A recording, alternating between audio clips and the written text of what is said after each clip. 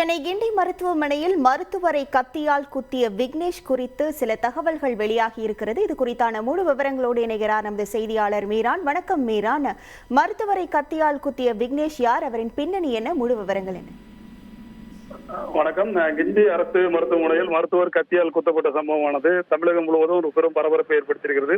தமிழகம் முழுவதும் பல்வேறு அரசு மருத்துவமனை வளாகங்களில் அரசு மருத்துவர்கள் போராட்டத்தில் ஈடுபட்டு வருகிறார்கள். இந்நிலையில் இந்த சம்பவத்தில் ஈடுபட்ட விக்னேஷ் தாம்பரம் அருகே இருக்கின்ற பெருங்குளத்தூர் MRK நகர் காமராஜர் முதல் குறுக்கு தெரு சேர்ந்தவர். அந்த சம்பவத்தில் ஈடுபட்ட விக்னேஷை தற்போது போலீசார் கைது செய்து விசாரணை நடத்தி வருகிறார்கள். இவர் குறித்து பல்வேறு தகவல்கள் தற்போது வெளியாகி இருக்கிறது. இந்த தாம்பரம் அருகே இருக்கின்ற பெருங்குளத்தூர் பகுதியை சேர்ந்த அந்த விக்னேஷ் அவருடைய உடன் பிறந்த சகோதரர்கள் 2 பேர் இருக்கிறார்கள். இவருடைய தந்தை 3 மாதங்களுக்கு முன்பு இறந்து விட்டதாக கூறப்படுகிறது. தாயார் உடல்நல பாதிப்பால் கிண்டி மருத்துவமனையில் நீண்ட காலமாக சிகிச்சை பெற்று வந்திருக்கிறார். இந்த நிலையில் அவருடைய உடல்நிலை மோசமாக இருந்ததன் காரணமாக சுவாச கோளாறு ஏற்பட்டிருக்கிறது.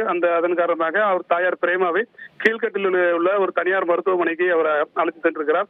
அவர்களுடைய பரிந்துரையின் பேரில் சென்னை அருகே இருக்கின்ற ஒரு பிரபல தனியார் மருத்துவக் கல்லூரி மருத்துவமனையில் வந்து அந்த அவங்க தாயார் பிரேமாவை சிகிச்சைக்கு சேர்த்திருக்கிறார்கள். அங்கு அவர்கள் சிகிச்சை பெற்று வந்திருக்கிறார்.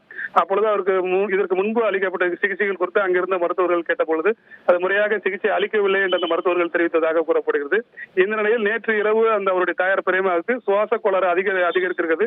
ஆக்சிஜன் உதவியுடன் தான் அவர் சுவாசம் செய்து வருவதாகவும் கூறப்படுகிறது. இந்த நிலையில் மருத்துவர்கள் முறையான சிகிச்சை அளிக்காததே தன்னுடைய தாயாருடைய இந்த நிலைமைக்கு காரணம் என அவர் கடும் விரக்தியில் விக்னேஷ் இருந்ததாக ஒரு தகவல் கிடைத்திருக்கிறது.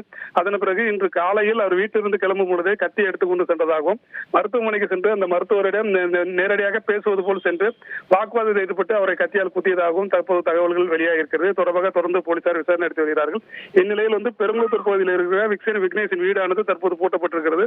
அவர் உறவினர்கள் யாரும் அந்த பகுதியில் இல்லை. தொடர்பாக தொடர்ந்து போலீசார் விசாரணை நடத்தி வருகிறார்கள். உங்கள் முழு விவரங்களுக்கு நன்றி மீரான். செய்திகளை உடனுக்குடன் தெரிந்து கொள்ள உடனே சப்ஸ்கிரைப் பண்ணுங்க.